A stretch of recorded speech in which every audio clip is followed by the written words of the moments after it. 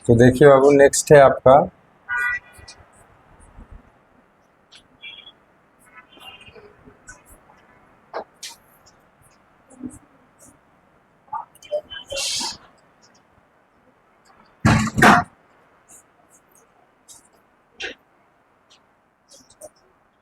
Deviation, या ऐसे भी कह सकते हैं angle of deviation, calculation for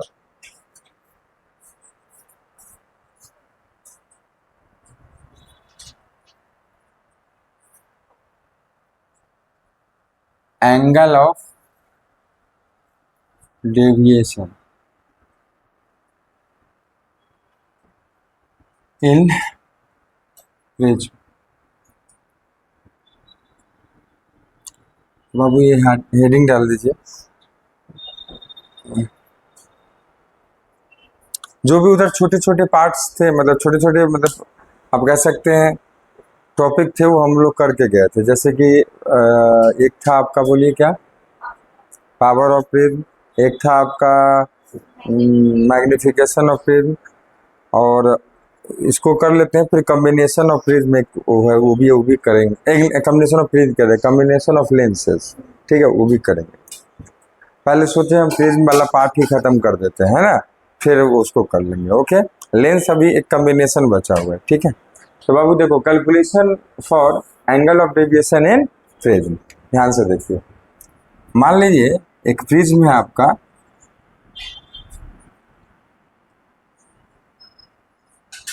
ठीक है, एक प्रिज्म है, इसमें आपको उस दिन सारा चीज बता दिए थे हमारे जी, प्राइमरी सेक्शन इसको कहते हैं। तो ए बी सी, ठीक है। तो ये एंगल को आप क्या बोलेंगे, एंगल ऑफ प्रिज्म, ठीक है, ये फिक्स है। एंड देखते चलिए, जैसे हमने एक रे को इंसिडेंट कराया है इस पर, ठीक है, तो ये किधर जाएगा, इसके लिए बताइए। इधर तो डेंसर मीडियम है, इधर बाबू बाहर में क्या है, रेयर है। तो किधर जाएगा, इसके लिए यहाँ पे आपको क्या डालना पड़ेगा, नॉर्मल डालेंगे। आपको बेटा ये भी पता है कि जब आप रेयर से, तो क्या होगा, पाथ तो ये था अपना, तो किधर जाएगा, टुवार्ड्स द नॉर्मल। थोड़ी बेंड हो जाएगी, थोड़ी सी बेंड हो जाएगी, और बेंड होने के बाद फिर किधर जाएगी, ये देखने के लिए क्या करना पड़ेगा, यहाँ पे नॉर्मल ड्रॉ करना पड़ेगा। नॉर्मल हमने ड्रॉ कर दिया। अब देखो, अगर यही मीडियम अगर कंटिन्यू होता तो ये कैसे जाता, सीधा, लेकिन ये है तो ऐसा है नहीं। तो ये फिर से डेंसर टू किधर जा रहा है, रेयर है। तो आप क्या कहेंगे, हाँ, तो अपने पाथ से अवे फ्रॉम द नॉर्मल, ठीक है बाबू। अब देखो, सारी चीज़ों को हम ये नेमिंग कर लेते हैं, ठीक है। तो नेमिंग करेंगे तो बताइए एक एक चीज़ों को, ये कौन सा एंगल हो जाएगा, एंगल ऑफ इंसिडेंस, और ये हो जाएगा एंगल ऑफ डेविएशन, है ना। तो R1 इसको देख देते हैं, और ये एक एंगल होगा, तो इसे इमर्जेंट फाइनली इमर्ज हो रहा है किससे, प्रिज्म से रे, तो इसलिए इसको एंगल ऑफ इमर्जेंट से ई दे देते हैं नाम, अपना नाम देना है, कोई दिक्कत। इसको देते हैं R2, क्या देते हैं, R2, और इस पॉइंट का नाम देते हैं O, और अलग अलग नाम दे तो K L M N, ये सारी नेमिंग कर दी। अब देखो, हम कैलकुलेशन बाबू किसके लिए करने जा रहे हैं, एंगल ऑफ डेविएशन। डेविएशन कितना हुआ, फर्स्ट डेविएशन कहाँ हुआ बताओ, यहाँ, ये जो एंगल होगा ये फर्स्ट डेविएशन होगा। फिर देखो, ये जाना चाहिए था, अब मेरे हाथ को देखना, ये बाहर होता तो ऐसा ये कंटिन्यू होता तो ऐसा जाता, ये सेकेंड डेविएशन हुआ। तो टोटल डेविएशन दोनों का सम होगा, क्योंकि देखो ये भी क्लॉकवाइज है, ये भी क्लॉकवाइज है, तो दोनों को जोड़ देंगे तो हमें टोटल डेविएशन पता चल जाएगा बाबू। तो टोटल डेविएशन के लिए आप क्या करेंगे, अगर इंसिडेंट रे का पाथ ये था, अरे था ना, अब बाबू इमरजेंट रे का पाथ ये है, इसको भी बढ़ा दिए, ठीक है, इसको बढ़ा दिए। अब बताइए, ये जो एंगल होगा आपका, ये क्या होगा, टोटल डेविएशन। तो ये एंगल आपका क्या हो जाएगा, टोटल डेविएशन। तो इस M पॉइंट को यहाँ लिख देते हैं, इसको हम डेविएशन एंगल को डिनोट कर देते हैं। टोटल डेविएशन कितना हो गया? डेल्टा। ठीक है, तो यही हमें इसके लिए कैलकुलेशन करना है कि कितना होगा। अब देखते चलो। तो अच्छा, पहले तो बना लीजिए, जल्दी से बनाइए, फिर 2-3 लाइन, फिर आगे बढ़ जाए।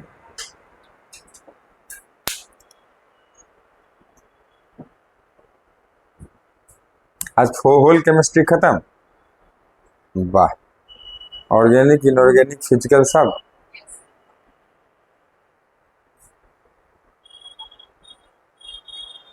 फिजिक्स भी खत्म ही हो जाएगा बहुत जल्द, टेंशन नहीं ली। रे ऑप्टिक्स तो आज या नहीं तो कल तो खत्म है ना। और उसके बाद बचेगा वेव और मॉडर्न। तो मॉडर्न ही पहले पढ़ा देंगे, वेव को लास्ट में जाने देंगे, है ना। कोई दिक्कत नहीं, कोई भी ज्यादा पहले पढ़ ले, क्या फर्क पड़ता है।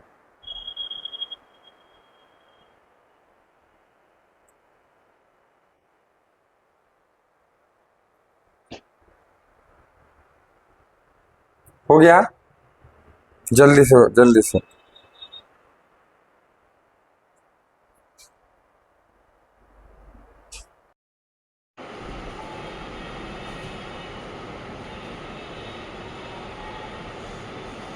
हो गया, तो देखिए, consider a prism ABC,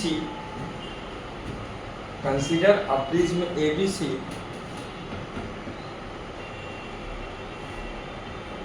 has two refracting surfaces AB and AC, has two refracting surfaces AB and AC, AB and AC. The angle of prism is A, capital angle A लिखेगा, angle A is angle A, ठीक है। अब देखिए board पे देखो, यहाँ पर इसका भी एक नाम देते हैं, N है, ये ABC है, चलो इसका P दे देते हैं, अलग कुछ। तो जरा देखा, इन ट्रायंगल कौन सा? LPM, बताइए इसमें क्या लग रहा है? डेल्टा जो है वो क्या है? एक्सटर्नल एंगल है। तो बेटा ये जो एंगल है आपका, ये और ये एंगल, इन दोनों का सम होगा ये? नहीं होगा? होगा। तो आप क्या कहेंगे? देखो एंगल कौन सा? एंगल बोलो, PLM प्लस एंगल L, या से PML भी बोल सकते हैं, PML। इन दोनों का सम इक्वल टू क्या होगा? डेल्टा होगा। तो बेटा इसको आप कैसे करोगे? देखो ये इतना आई, पूरा आई हो जाएगा अपोजिट एंगल से। तो आप इस एंगल के लिए आप क्या कर सकते हैं? इस एंगल को I माइनस R1, बहुत बढ़िया, I माइनस R1, ठीक है। इस एंगल को क्या बोल सकते हैं?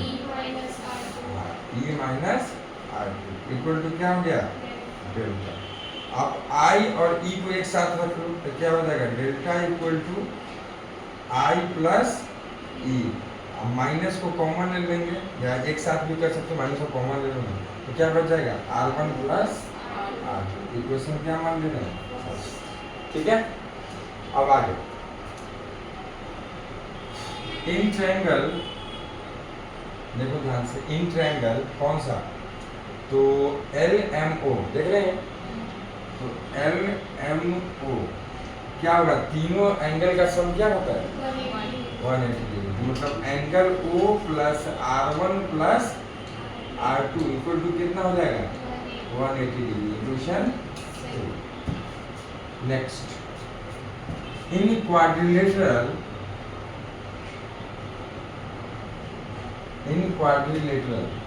कौन सा? ALOM, बताओ तो जरा क्या। तो ये पूछ रहा हूँ मैं इसमें कि ALOM ये क्वाड्रिलेटरल में क्या ये एंगल 90 है? अरे आप नॉर्मली तो डाले है ना, ये भी एंगल क्या है बाबू, 90 है, नॉर्मली डाले हैं। तो आपको क्या लगता है ये दोनों तो 180 हो गए, टोटल कितने होते हैं 360। तो एंगल ओ और एंगल ए का सम कितना है 180 होगा ना। हाँ, तो एंगल कौन सा बोले, O plus angle A equal to कितना हो जाएगा 180। अब देखो इक्वेशन 2 यहाँ से देखिए 180 इक्वेशन 2 तो वही इक्वेशन 3 में, इक्वेशन 2 और 3 में देखिए क्या ये दोनों इक्वेशंस जो हैं क्या RHS बराबर है, LHS भी बेटा क्या होगा बराबर होगा। हम लिख सकते हैं फ्रॉम इक्वेशन 2 एंड 3। तो देखो angle O plus R1 plus R2 equal to आप लिख सकते हैं बाबू angle O plus angle A। Angle O क्या आ जाएगा कैंसर, तो क्या लिखेंगे R1 plus R2 equal to angle A। एक रिलेशन हमें मिला नहीं मिला। तो बाबू इसको अगर हम पुट कर दें इक्वेशन 1 में, दिख रहा है, हाँ, तो put this value of R1 plus in equation 1 put करो, तो आपका एंगल ऑफ डेविएशन बाबू आ जाएगा क्या बोलो I प्लस E, अब माइनस क्या आ जाएगा एंगल ए, या सिंपली ये भी एंगल ए के साथ लिखो तो बढ़िया तो एंगल, ठीक है। ये सब तो एंगल ही है, हमें एंगल ही तो फाइंड आउट करना है। तो angle of incidence, angle of emergence plus करेंगे, अब माइनस उसमें क्या करेंगे एंगल ऑफ प्रेजेंस, तीनों नोन चीजें होती है न्यूमेरिकल इमेज में, हमको एंगल ऑफ डेविएशन समझ आ गया। अब अलग अलग बुक में अलग अलग तरीके से आप देखेंगे इसका प्रूफ है, बहुत तरीका है, और भी तरीके से मैं आपको कर बता सकता हूँ क्या जरूरत है।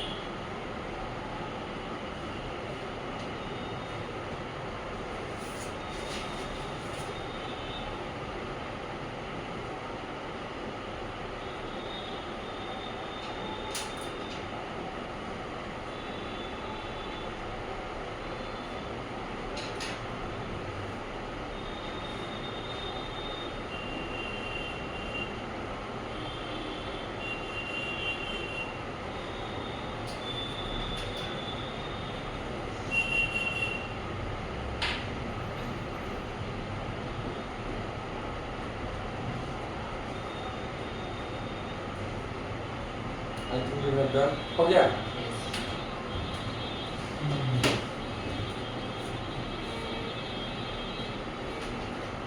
मिटाओ?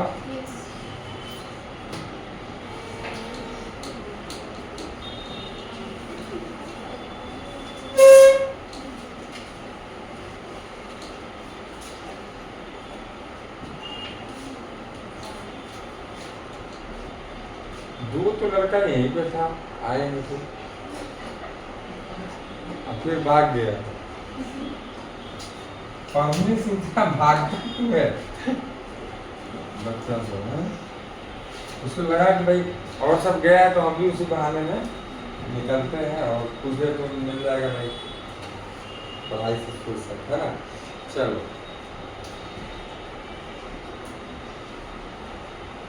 Next Babu condition for minimum variation, ये पढ़ना है। ग्राफ थोड़ा है देखते हैं क्या है। कंडीशन फॉर, टॉपिक का नाम ये कंडीशन फॉर मिनिमम वेरिएशन। देखिए ये एक्सपेरिमेंटल है, क्या हुआ है हम देख लेते हैं। पूरा वेरीफाइड है, दिया गया है, एक्सपेरिमेंट करके देखिए। जब भी हम ग्राफ बनाते हैं तो थोड़ा सा इसको दिखाते हैं फिर से, फिर ग्राफ को करेंगे। अब देखिए ये जो, चलो अभी फिलहाल देखते हैं, इसके बाद और अच्छे से समझें। इसका ग्राफ अगर बनाएंगे, ध्यान दीजिए, तो आप एक्स एक्सिस और वाई एक्सिस के बीच ग्राफ बना लो। तो इस पे ले लो डेल्टा, एंगल ऑफ डेविएशन, और इस पे ले लीजिए आप एंगल ऑफ, या एंगल कह सकते हैं, जिसमें दोनों आ जाएगा, angle of incidence and angle of emergence. ठीक है, तो देखो चलो एंगल ऑफ इंसिडेंस पहले इसके बीच में था, क्योंकि हमें तो पहले इंसिडेंस ही नहीं करना था। ठीक है, अब देखिए तो डेल्टा वर्सेस आई का हम ग्राफ बनाने जा रहे हैं। तो देखा गया कि बहुत मैक्सिमम वेरिएशन मिलता है कब, जब छोटे एंगल्स किए जाते होंगे। आप जानते हैं कि जितने छोटे, देखो जितना छोटा एंगल ऑफ इंसिडेंस आप रखेंगे क्या होगा, उतने ही छोटा क्या होगा, एंगल ऑफ इमरजेंस मिलेगा, और एंगल ऑफ वेरिएशन भी क्या होगा, उस समय एंगल ऑफ वेरिएशन क्या होगा, मैक्सिमम।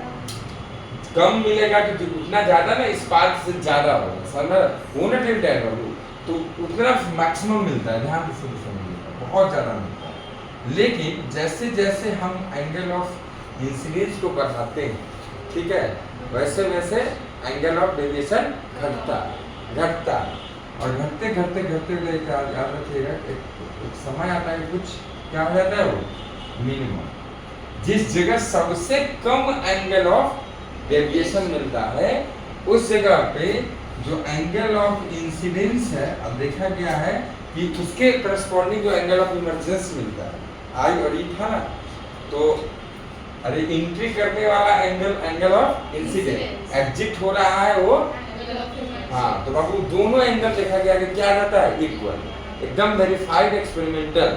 तो आई इक्वल टू इस जगह क्या रहता है, ई, समझ आ रहा है, मतलब ये दोनों एंगल को एक एंगल हम नाम दे सकते हैं। तो यहाँ से और फिर जो और ज्यादा अगर एंगल ऑफ इंसिडेंस को हम बढ़ाते हैं, तो एंगल ऑफ डेविएशन क्या होता है, बढ़ता है, फिर से तो ग्रेजुअली बढ़ते बढ़ते बढ़ते कुछ ऐसा समझ आ रहा है। तो सबसे मिनिमम हमको कहाँ मिला, इस जगह पर, इस जगह पे बाबू याद रखिएगा, angle of incidence and angle of emergence क्या होता है, इक्वल, और इस जगह हमें मिलता है डेल्टा क्या, मिनिमम, क्या मिलता है, डेल्टा मिनिमम। ठीक है, तो मिनिमम डेविएशन है डेल्टा का, ये कंडीशन होते थे। इस कंडीशन में बताओ क्या बोला गया कि angle of incidence is equal to the angle of emergence. आप खुद सोचिए ये कंडीशन कब है, angle of incidence and angle of, पहले ही चलो ये बना देते हैं, आपको समझ में। तो ये कब आएगा, ये दोनों एंगल क्या होना चाहिए, बराबर। ये तभी आएगा जब मिडिल में जो फर्स्ट रिफ्रैक्शन के बाद जो रे होता है, वो रे बेस के क्या हो, पैरेलल, क्या हो, पैरेलल, मतलब कुछ इस तरह से, समझ आ रहा है, पैरेलल। और ये भी समझ लीजिए कि ये एंगल तभी बराबर होगा जब ये एंगल और ये एंगल भी क्या होगा, बराबर। मतलब for the minimum deviation,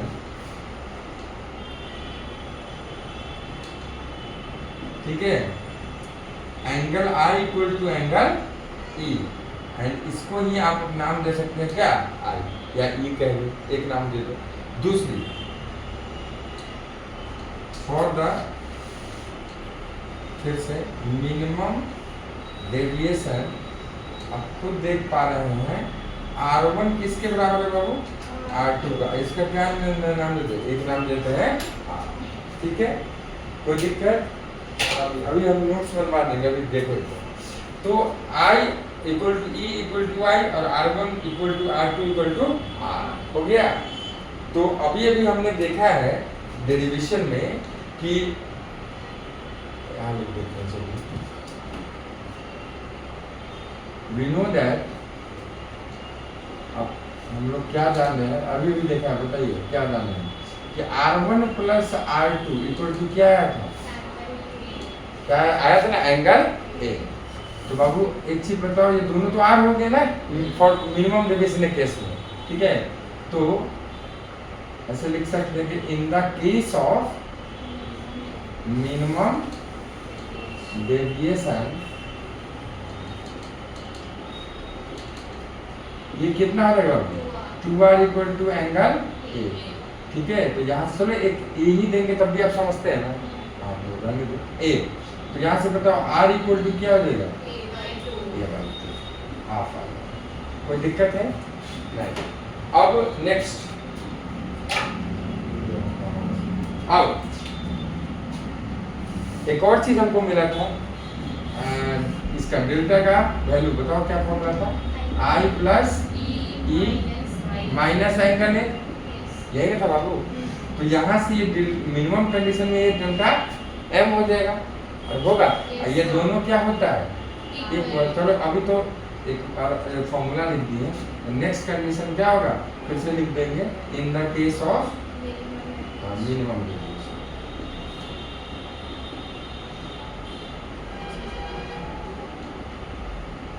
minimum deviation ध्यान से देखिए, डेल्टा इक्वल टू क्या हो जाएगा बोलिए, I प्लस आई कितना होगा, 2i माइनस एंगल ए।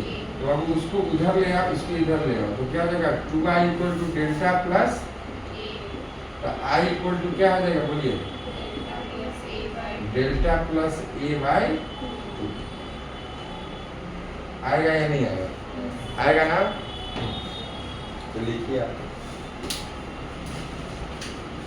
देखिए condition of for minimum deviation, condition for minimum deviation. इसमें मैंने पहले मैं कुछ लिखवाता हूँ, फिर उसके बाद आप लिखिए। तो लिखिए, when we plot the curve, when we plot the curve between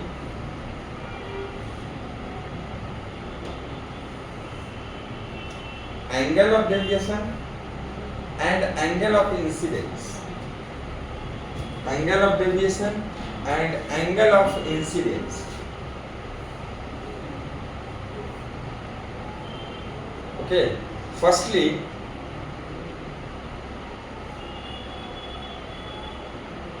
with increase in angle of incidence,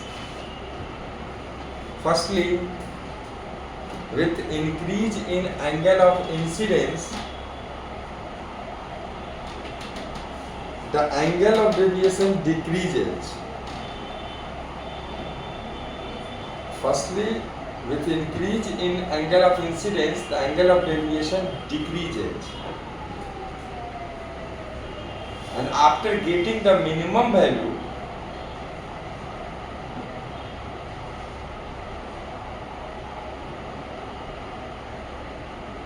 again it increases, again it increases with increase in angle of incidence, again it increases with increase in angle of incidence. अब देखो बाबू, इधर देखो, ये graph, फिर ये diagram, फिर ये, फिर ये देखो।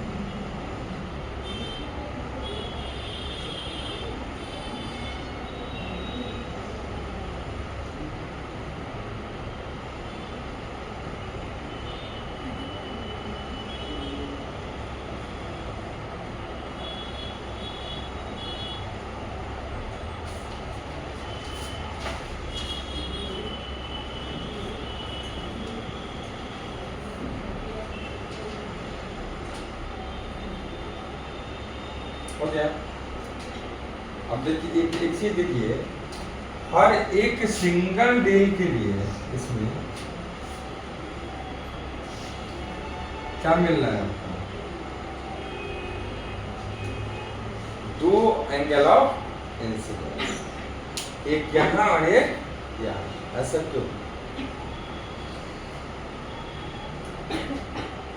सर? मिनिमम डेविएशन में तो I equal becomes equal to E, लेकिन अगर कहीं पे भी आप देख लो, कहीं पे भी देखो, हाँ यहाँ देखिए, फिर से दो एंगल ऑफ इंसिडेंस मिलेंगे एक सिंगल डेल्टा। ऐसा क्यों?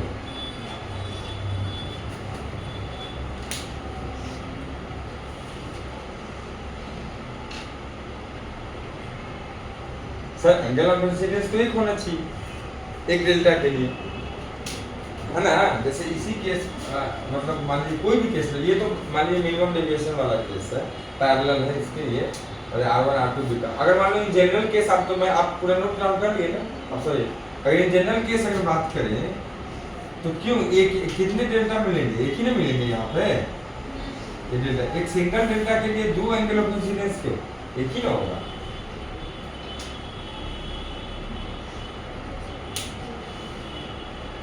क्या क्या बोलो, ठीक बोल रहे, क्या बोल रहे? हाँ, इस साइड से तो एंगल ऑफ इमरजेंस है ना। अरे बोलिए, चलिए कुछ हद तक दिमाग साथ लगा नहीं पाए। देखिए, एक तो मान लीजिए एक एंगल पे एक एंगल ऑफ इमरजेंस मिलेगा, ठीक है, मिला, वो एंगल ऑफ इंसिडेंस हुआ उस एंगल ऑफ डेविएशन के लिए। अब देखिए उसी कंडीशन में अगर इधर से रेल आएगा, दोनों तो रिफ्लेक्ट नहीं सरफेस है, इधर से ला सकते हैं, इधर से भी करा सकते हैं। अगर इधर से लाएंगे तो वो एंगल ऑफ इंसिडेंस बनेगा, आइए उसके इस ये एंगल क्या बन जाएगा? इमरजेंस। तो सेम डेल के लिए दो एंगल ऑफ इंसिडेंस नहीं हुआ, और हुआ कि नहीं हुआ? तब फिर आप वो बोलना मतलब दिमाग लगा, लेकिन उसको क्लियरिफाई नहीं, क्लियरिफाई नहीं, कोई बात नहीं, समझ आ रहा है? तो क्या एक सिंगल एंगल ऑफ डेविएशन के लिए दो एंगल ऑफ इंसिडेंस मिला या नहीं मिला? मिला, ठीक है। ये है सारा। अब आता है बारी हमारा क्या कि प्रिज्म फार्मूला। तो हेडिंग डालिए प्रिज्म फार्मूला।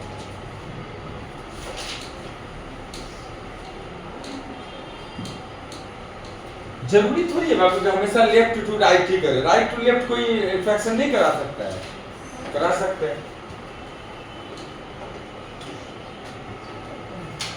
देखिए प्रिज्म फार्मूला,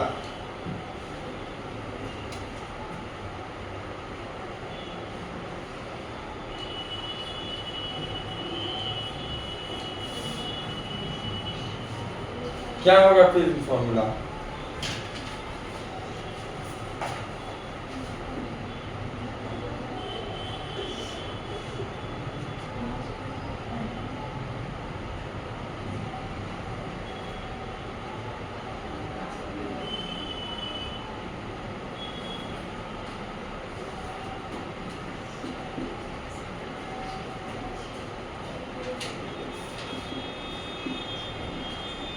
देखिए प्रिज्म फार्मूला केस में क्या हो जाएगा? देखिए मैं अगर यहाँ लगाऊं इससे का ध्यान से देखिए, एट कोई भी नाम दे दो ना, सब जो दिए थे वही ले लेते हैं, जैसे के एल एम एन था ना, तो इसको एल। तो अगर लगाऊं अप्लाई, यहाँ से देखिए apply Snell's law at position कौन सा? एल, ठीक है, लगाइए तो स्नेल्स लॉ क्या आ जाएगा? मान लेते हैं कि यहाँ इधर का रिफ्रैक्टिव इंडेक्स कितना है? μ2, अब बाहर का क्या है? μ1, ठीक है। तो लगाइए क्या आ जाएगा? μ1 into sine I equal to क्या होगा? μ2 इंटू साइन r1 होगा, ठीक है बाबू। तो यहाँ से क्या आएगा बताओ? साइन आई अपॉन क्या आ जाएगा? Sine R. क्या R1 को R1 और R2 इक्वल टू R था ना मिनिमम डेविएशन में, क्या था? R1 equal to R2 equal to R, I equal to E equal to I। अपनी मर्जी सब ले लीजिए, कोई बच्चा थीटा ले लेगा तब भी सही है, कोई दिक्कत नहीं, एक ही नाम है, ठीक है, थोड़ा अच्छा लगे इसलिए। तो साइन I अपॉन साइन क्या दे सकते हैं? R, R1 की जगह आप दे सकते हैं इक्वल टू बोलो μ2 बाय μ1। ये क्या है mu of 2 with respect to 1, याद है बताया क्यों। तो बेटा यहाँ से अब देखो यहाँ से कि आप सारे एंगल क्या है स्मॉल एंगल्स, तो क्या कहेंगे फॉर स्मॉल एंगल अप्रोक्सीमेशन के अकॉर्डिंग क्या हो जाएगा sine I equal to approximately equal to क्या हो जाएगा आई, और साइन आर किसके इक्वल हो जाएगा तो बाबू यहाँ पुट कर दीजिए आई अपॉन आर इक्वल टू μ2, या ऐसा लिखो ना μ2 विथ रिस्पेक्ट टू फर्स्ट। तो अब डाल दीजिए mu of 2 with respect to first, I का वैल्यू मैं निकलवा चुका हूँ कितना है डेल। अच्छा एक और बात, एक चीज ध्यान से देखिए, ये जो कंडीशंस हैं ये किस कंडीशन में आता है आप भी करेक्ट कर लीजिएगा, एम लगा देना तो याद रहेगा बाबू, ठीक है आप भी लगा लीजिए छूट गया तो मिनिमम के केस में डेल भी लिखा है तो दिक्कत नहीं, लेकिन वो जनरल केस हो जाता है, ठीक है।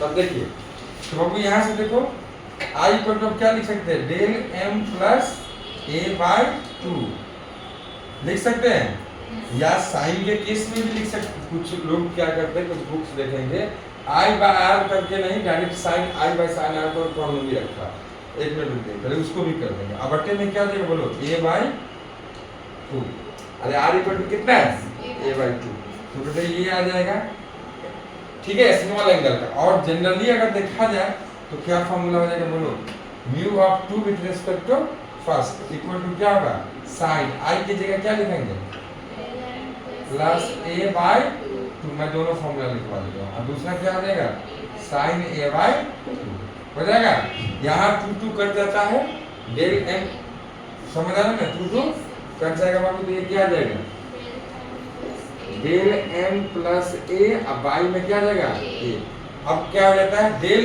एम बाई ए प्लस 1, समझ आ रहा है।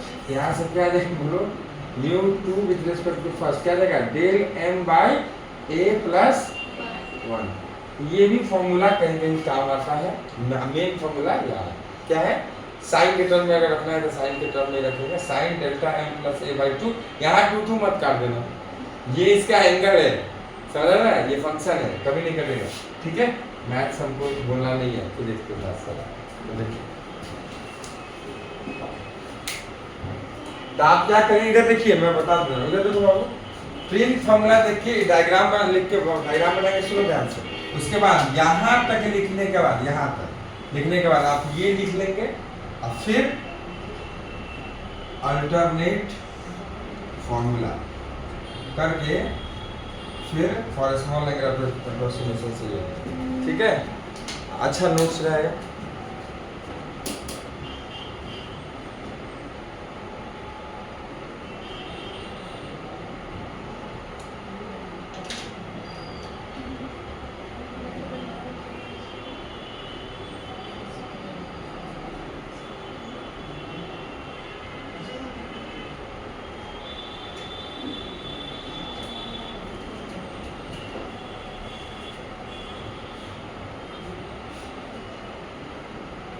जितने माइक्रोस्कोपिक प्रोसेस जो रिफ्रैक्शन का हो रहा है सारे क्या है एंगल बहुत ही स्मॉल।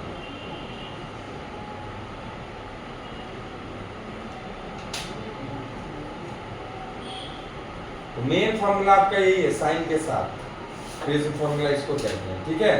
लेकिन अगर इन द केस अगर कोई न्यूमेरिकल दे दिया देना तो नहीं चाहिए, फिर भी मैंने इसको भी करा दिया, ठीक है। बहुत साल पहले एक बार देखा था न्यूमेरिकल,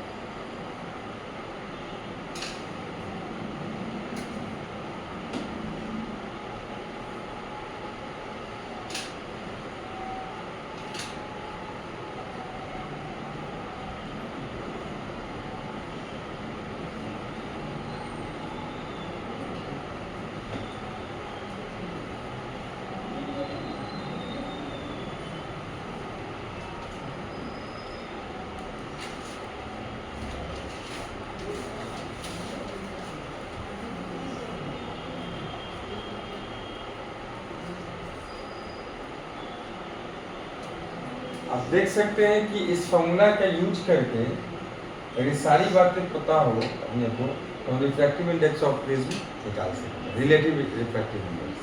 क्योंकि बाहर का ये क्या है, μ2 बाई μ1 है, तो μ2 तो एक μ2 क्या होगा, absolute refractive index of prism, और बाहर का एब्सोल्यूट एयर अगर होगा, जनरली क्या होता है एयर का क्या होता है 1, बात समझ रहे हैं ना, तो उतना बाई 1 तो उतना निकल जाएगा ना, एब्सोल्यूट रिफ्रैक्टिव इंडेक्स प्रिज्म का यहाँ से निकल जाएगा, समझ आ रहा है, ये पूछता है। तो ज्यादा अगर कुछ नहीं दिया है, स्मॉल एंगल अप्रोक्सीमेशन मानने वाले में कहीं बोलता है तभी है, नहीं तो अदरवाइज आप यही फॉर्मूला लगाएंगे, ठीक है, बेस्ट फॉर्मूला।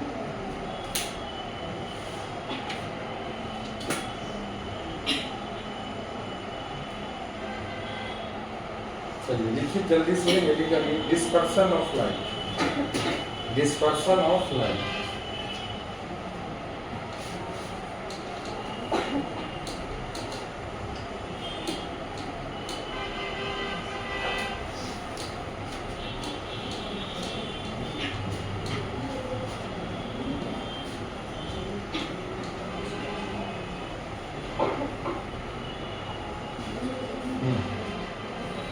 कौन बच्चा बताएगा, पढ़े पहले ही पढ़े, कौन बच्चा बात नहीं है, कोई बड़ा बात नहीं, क्या है बताइए। हाँ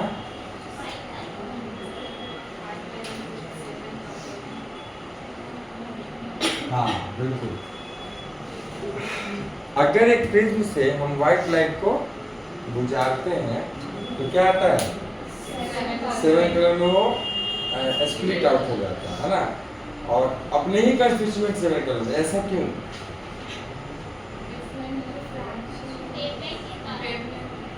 वेवलेंथ होता है, बहुत बढ़िया। वेवलेंथ से क्या होता है, देखिए वेवलेंथ से ये होता है कि हाँ, वेवलेंथ से आपका ये आता है कि आप क्या लीजिए, एक्चुअली बात ये होती है कि अलग अलग कलर्स के लिए अलग अलग एंगल ऑफ क्या डेविएशन शो करता है, क्यों? क्योंकि हमारा अलग अलग उसके लिए जो प्रिज्म है उसको हर एक कैसे कलर के लिए, सातों कलर के लिए अपना अपना वेवलेंथ है, तो अपना अपना वेवलेंथ है तो उसके लिए अपना अपना ये क्या शो करेगा, ये रिफ्रैक्टिव इंडेक्स क्या शो करेगा, रिफ्रैक्टिव इंडेक्स।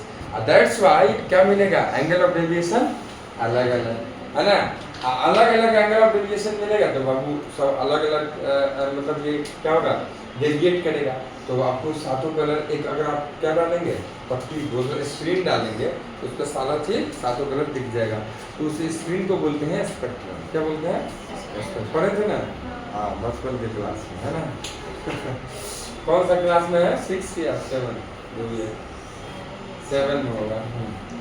तो देखो, whenever a white light passes through a prism, then it is split out in their 7 constituent colors. This process is known as the याद रखिए, जरूरी नहीं है प्रिज्म, क्योंकि उसके लिए एंगल ऑफ डेविएशन अलग अलग बनाता है ना, समझ में आ रहा है, दैट्स व्हाई प्रिज्म से गुजारा जाता है। ओके, तो और आप ये भी जान लीजिए कि हमारा अब तो उसका सिलेबस हटा दिया है इसलिए सीबीएसई ने, लेकिन पहले था आपको ये देखिए ना, इंद्रधनुष जिसको कहते हैं, रेनबो, रेनबो बनता भी है, ठीक है, तो उसमें आपका total internal reflection, okay, dispersion of light and refraction of light, तीनों प्रोसेस इकट्ठे मतलब एक साथ थोड़े थोड़े उसी में काम करते हैं, क्योंकि हम जानते हैं कि आफ्टर द समर जैसे बौछार पानी का रेनिंग सीजन में दिखता है, तो रेन हुआ और सावर खत्म हुआ और वो जस्ट अगर धूप आ जाती है तो हमारे एटमॉस्फेयर में क्या रहता है प्रेजेंट, वाटर ड्रॉपलेट्स रहते हैं और स्फेरिकल शेप के होते हैं, तो उनसे होता है तीनों प्रोसेस, ठीक है, और उसका ही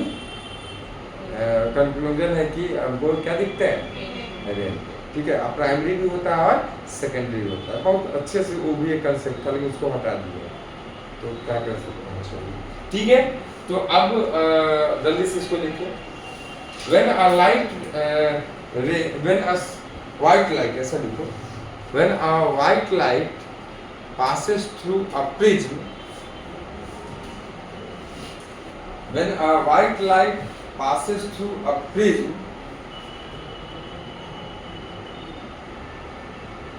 it is splitted in their 7 constituent colors.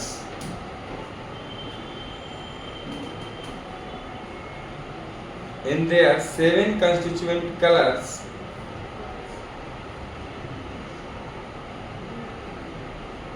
ठीक है, and this process is known as the dispersion of light. And this process is known as the dispersion of light.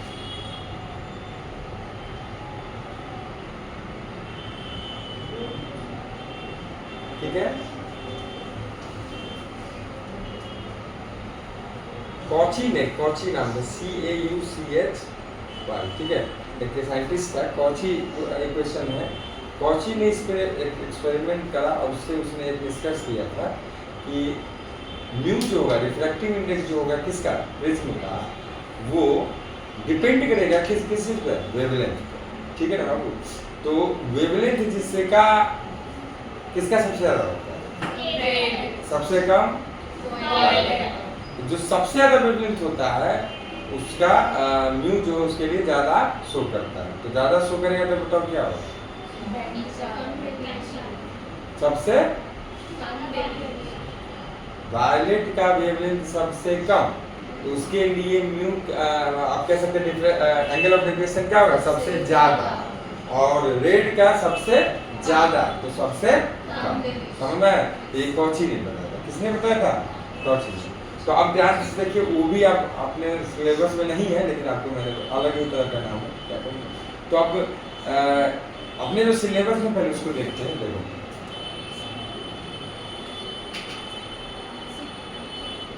देखिए बाबू,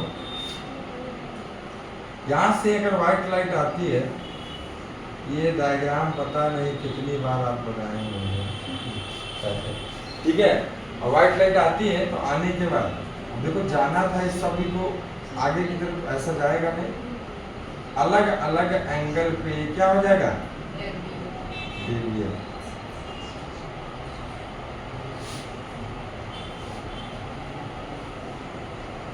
ठीक है, अब फिर डेविएशन मिलेगा सेकंड सरफेस से, पता है मतलब की, तो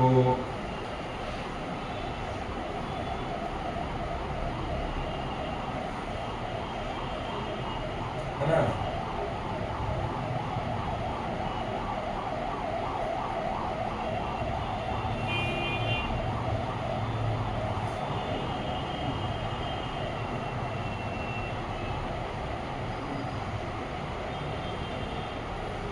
ठीक है।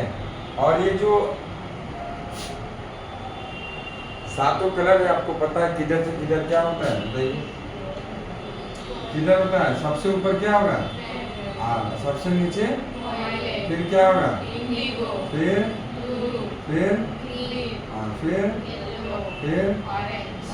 प्योर, जिसको आपको पता ही होगा, है ना, इसको क्या बोलते हैं आप,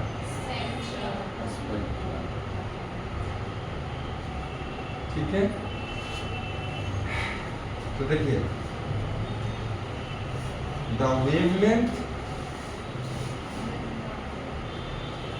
wavelength of the colors क्या हो जाएंगे, देखो वीडियो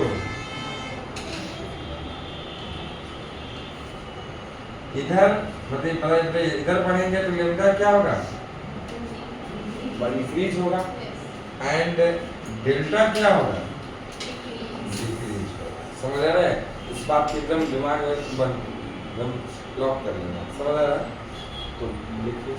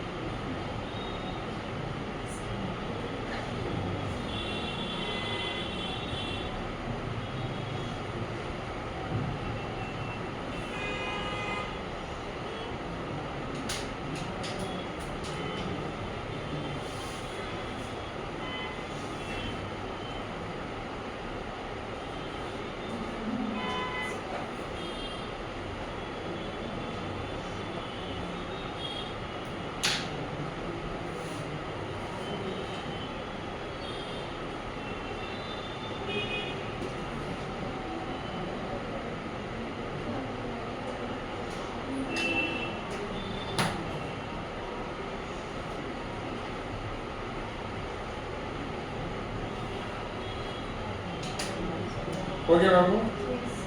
चलिए, तो नेक्स्ट लिखो एंगल ऑफ डेविएशन। देखिए एंगल ऑफ डेविएशन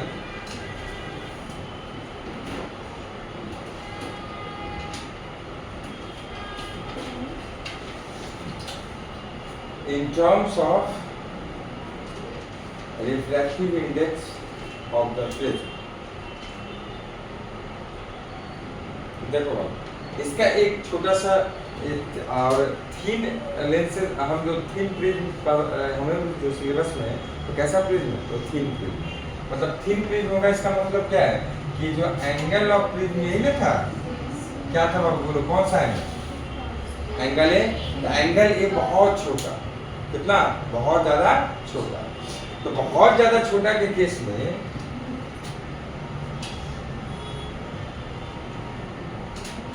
देखो फॉर्मूला हो जाता है हमारा, जैसे म्यू इक्वल टू, देखो आप ये म्यू किसका मान रहे हैं, अभी हम आपने आपसे बात भी किए थे, mu two with respect to one क्या हो जाएगा, म्यू टू। मान लेते हैं कि इसका रिफ्रैक्टिव इंडेक्स कितना है, म्यू, तो म्यू टू कितना हो जाएगा, म्यू। अब बाहर एयर है तो क्या हो जाएगा, वन, मतलब आप म्यू टू इसको क्या लिख सकते हैं, म्यू लिख सकते हैं ना। तो अब म्यू इक्वल टू होता है हमारा, सुना होगा आपने कि यहाँ से भी थोड़ा ऐसे लिख देते हैं, delta equal to mu minus one into, ये इसके छोटी सी मतलब 4 लाइन वाली प्रूफ हो जाएगा, लेकिन वो भी हमारा सिलेबस में उसका प्रूफ नहीं है। तो डायरेक्ट फॉर्मूला लिख लीजिए, ये जान लो, कम से कम हम अपनी तरफ से इसको क्या पता है न्यूमेरिकल आ जाए तो उसमें काम करेगा, ठीक है। तो लिख लीजिए delta equal to mu minus one into A, लिख लीजिए। अच्छा क्या कौन सा क्या चीज़ है आप जानते हैं,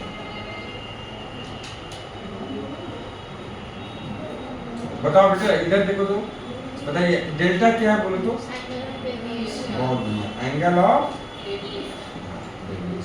अच्छा और बताइए म्यू क्या है, absolute refractive index of, refractive index of prism, और ए क्या है, एंगल ऑफ, तो ये सब लिख लीजिए, एंगल ऑफ प्रिज्म।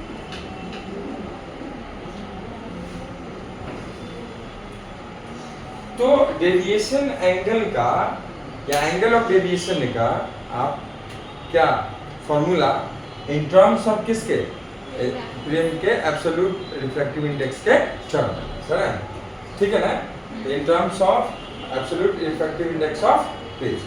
ओके, अभी रहते देखो बेटा इधर सब एक चीज बताओ मेरे को, जिसके लिए म्यू ज्यादा है, म्यू ज्यादा, जिस कलर के लिए म्यू ज्यादा शो करेगा, ठीक है, उसके लिए डेविएशन क्या हो जाएगा, देखो ना ज्यादा होगा कि नहीं होगा, होगा ना, म्यू माइनस वन करके और ए से गुना करेंगे तो क्या जाएगा, ज्यादा।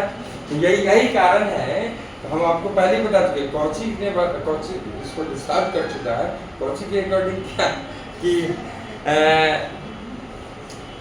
अलग अलग वेवलेंथ के लिए अलग अलग बोलो क्या, ये रिफ्रैक्टिव इंडेक्स शो करेगा, अलग अलग रिफ्रैक्टिव इंडेक्स के लिए अलग अलग क्या मिलेगा। अब आप हम चाह रहे थे कि थोड़ा सा क्लियर हो, इसके लिए फॉर्मूला आपको लिखवा है, न्यूमेरिकल में भी काम करेगा, ठीक है। क्या पता एप्लीकेशन में पूछ दे, पहले डेरिवेशन को तो हटा दिया है, कोई ठीक नहीं है सीबीएसई का, ठीक है। तो आप क्या करेंगे बाबू, ध्यान से समझिए कि डेल्टा जो है आपका, ये क्यों अलग अलग सबके लिए आता है, ये आपको समझ आ गया। इसीलिए ये जाता तो इकट्ठे है, लेकिन उसके बाद भाई सारा थोड़ा टूटने लगता है, और फिर अपना ये सारे क्या हो जाते हैं, अलग अलग, ठीक है। और उसको हम एक जगह उतार लेते हैं, तो उसको हम कहते हैं स्पेक्ट्रम। यही है हमारा क्या, डिस्पर्शन ऑफ लाइट। हाँ, एक चीज सिलेबस में है हमारे बाबू, क्या क्या, तो वो है आपका ये डिस्पर्सिव पावर को उसको कहते हैं एंगुलर डिस्पर्सन, है ना, ठीक है ना, एंगुलर डिस्पर्सन। ओके, तो लिखिए एंगुलर डिस्पर्सन या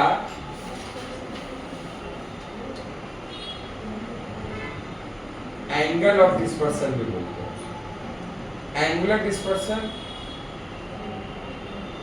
और एंगल ऑफ डिस्पर्सन।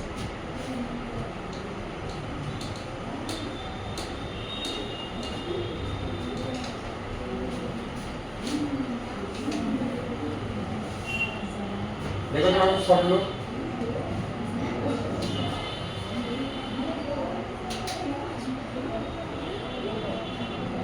ये आवाज क्या था?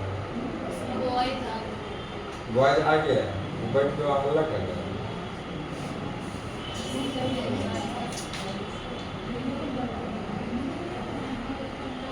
तो केक काटने के लिए सर नहीं रहेंगे जो केमिस्ट्री वाले सर हैं?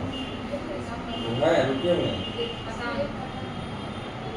फिर केक खुद से लेने गया था अपने पैसे से, तो सर दिए थे। चलो थोड़ा देखिए, तो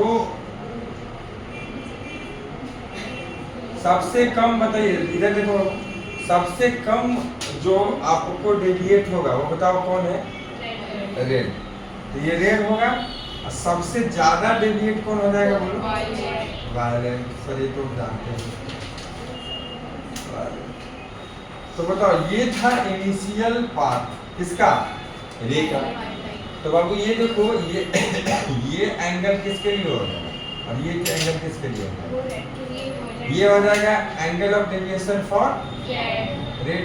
ये एंगल किसके लिए जाएगा? वायलेट हो जाएगा। तो सब मैक्सिमम किसका? कम मिनिमम किसका? रेड का। ये डिफरेंस ही कहलाता है क्या? नहीं लिखे थे आपको, लिखवाया था ना, एंगुलर डिस्पर्सन। समझ आ रहा है? इसको क्या बोलते हैं? Angular dispersion. या दूसरा चीज बताइए क्या बोलते हैं? Angle of dispersion. तो लिखो जरा इसमें, the difference between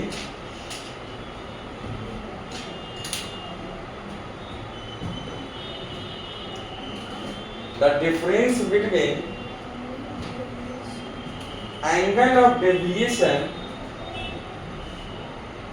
the difference between the angle of deviation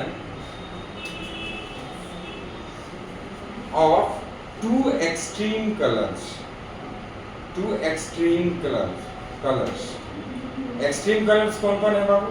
red and violet. बहुत बढ़िया। तो आप क्या कहेंगे इसको? एंगुलर डिस्पर्सन को कोई जानता है कैसे डिनोट करते हैं? अलग अलग बुक अलग अलग तरीके से करता है। थीटा से भी कर सकते हैं, अलग अलग बुक अलग अलग। एक और तरीका है उसको, कुछ लोग कुछ बुक जो है उसको डेल्टा प्राइम से करता है, तो अलग अलग। चलो हम करते हैं थीटा से। देखो बाबू, थीटा इक्वल टू बोलो क्या हो जाएगा? Delta v minus delta r। अब ये भी बेटा आपको मैंने एक फॉर्मूला इसीलिए पढ़ाया है, इसमें यूज कर दिया है, अब वो उसका डेरिवेशन हटा दिया है। ये अजीब है, कौन सा सिलेबस बनाता है।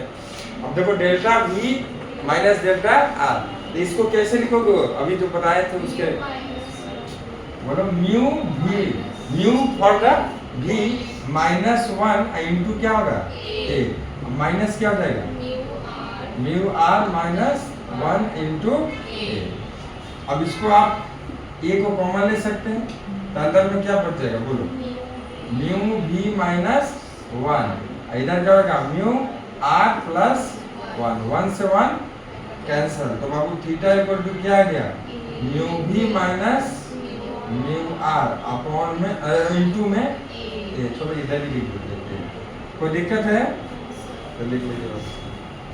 यही है आपका एंगल डिस्पर्सन या एंगल ऑफ डिस्पर्सन।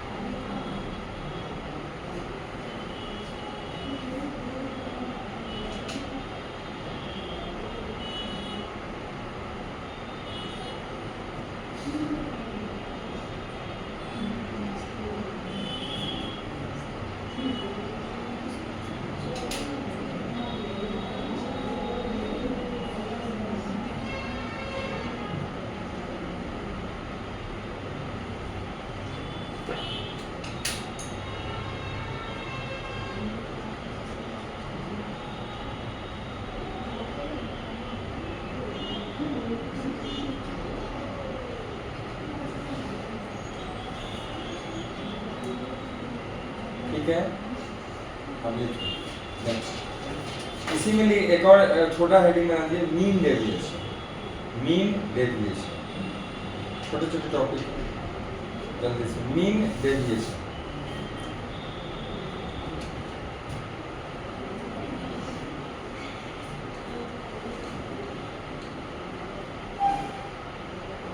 ठीक है, इसको थीटा एम से भी डिनोट करते हैं, ठीक है, तो थीटा एम से बताइए। एक्सट्रीम जो होते हैं किनका किनका होता है, वायलेट और रेड। तो मीन डेविएशन कैसे निकालेंगे थीटा एम, तो देखो delta V plus delta R, अब आई क्या आ जाएगा, तो यहां से थीटा एम, डेल्टा वी का formula mu V minus 1 into A, अब प्लस बताओ mu R minus 1 into A, अब बटे में क्या आ जाएगा 2। यहां से देखिए क्या कर सकते हैं, इसमें कुछ किया जा सकता है, ए को कॉमन ले सकते हैं, यहां तक लिख लिया ना। तो देखो थीटा एम इक्वल टू, अब क्या कॉमन ले सकते हैं, ए को कॉमन लेंगे क्या आ जाएगा बोलो, म्यू बी माइनस 1 अब plus mu R plus plus minus, sorry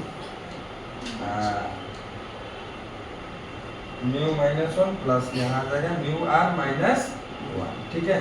अब बटे में बोलो 2 होगा, यहाँ से आपका आ जाएगा बाबू थीटा एम इक्वल टू बताइए ए, ये दोनों को जोड़ देंगे तो कितना आएगा, mu B plus mu R minus 2, अब बटे में क्या आएगा, अब खुद से देखिए थीटा एम इक्वल टू क्या जाएगा, mu B plus mu R, तो देखो ए इंटू यहाँ से देखो mu B plus mu R बटे 2 माइनस, अरे होगा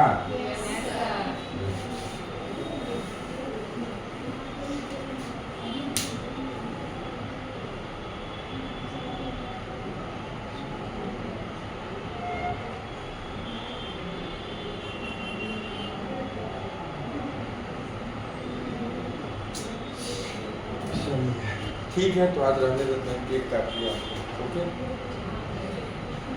खुशियाँ मनाइए, केमिस्ट्री पता बनेगा, ठीक है। चलिए उसमें थोड़ा देर टाइम हम लोग फिजिक्स का कुर्बान करते हैं, ठीक है।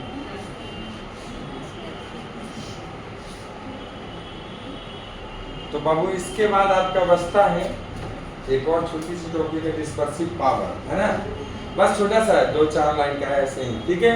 अब फिर उसके बाद आपका पूरी तरह से प्रिज्म होता है, आज मैंने पूरा प्रिज्म करा, हाँ प्रिज्म का, अब बोल दिए फिर छोड़ दिए। अच्छा एक और है बाबू, क्या बोल रही है, बर्तन ठंडा जाएगा, बर्गर, अच्छा ठीक है ना, बर्गर घर में खा, ठीक है, बर्गर भले ही टॉपिक बाद में हो, बर्गर पहले खा लेना है, ठीक है ना, बर्गर को नहीं छोड़ना है। अच्छा एक और बात बाबू, ये तो आपका हो गया, और उसको वो तो मानो लगभग क्या 100% हो गया खत्म। इसके बाद बचता है आपका सिर्फ और सिर्फ क्या, कॉम्बिनेशन ऑफ लेंस भी थोड़ी देर का 10 मिनट में हो जाएगा। देन उसके बाद बचता है सीधा आपका, आज हम सोचते थे कॉम्बिनेशन ऑफ लेंस तक करा के चल जाएंगे, उसके बाद ऑप्टिकल इंस्ट्रूमेंट बचेगा एक क्लास में, 1 या 2 में खत्म करके, लेकिन अब चलिए तो कल हम लोग करेंगे ऑप्टिकल इंस्ट्रूमेंट्स, ठीक है। तो आप पढ़ के आइएगा, क्या जरा बुक होगा सबके पास, तो आप सिंपल माइक्रोस्कोप, कंपाउंड माइक्रोस्कोप सब इतना पढ़ते हैं, ठीक है।